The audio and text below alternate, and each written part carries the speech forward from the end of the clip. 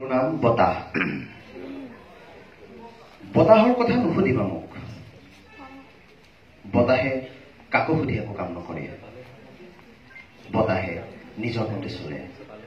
নৈত সাঁতুৰি গা ধুৱে, ওখ পাহাৰবোৰত গা খজুৱাই, গছবোৰৰ মূৰত হাত বুলাই কয়, উহহ উহহ।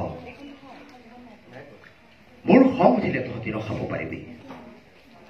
ডাল পাতবোৰ সৰি পৰিলে দুখ নকৰিবি। মিতিৰৰ ঘৰত কোনোবা ঢুকালে মেখেলা উজাই বতাহ যেতিয়া দৌৰি যায়, বতাহো ছিঙি যায় তহঁতৰ দৰে হাত ভৰি আঙুলি আৰু দীঘল চুলি তাৰি। বতাহৰ অসহায় অৱস্থাটো কোনেও নেদেখে। সকলোৱে বতাহক গালি দিয়ে। বতাহ আমাৰ প্ৰতি সময়ৰ লগৰী। জন্মতে খাইছিলো বতাহ। সৰুতে দেখিছিলো ককা দেউতাই মাটিৰ চুঙাত হুপিছিল বতাহ।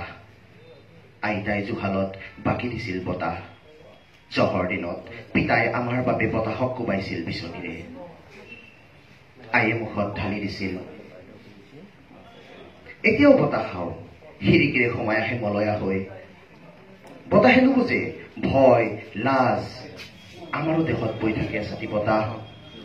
মূৰৰ পৰা ভৰিলৈ ঘূৰি থাকে অনবৰতে, ওলাই গলেই শেষ। আজিকালি বতাহৰ বহুত দুখ। বতাহ আজি শোষিত, কুলুষিত, অৱহেলিত। বতাহৰ গাত খানি দিছে কাৰখানাৰ কলাচা। বতাহৰ গাত ছটিয়াই দিছো আমি ৰোগৰ বীজাণু। তথাপি বতাহে আমাক বেয়া নাপায়। হস্পিটেলৰ বিচনাত চট ফটাই আমি বতাহক বিচাৰো। বতাহে ঘূৰাই আনে আমাৰ জীৱন। আজি বতাহে চট ফটাইছে এচাতি বতাহৰ বাবে। পাৰিমনে আনি আনিব?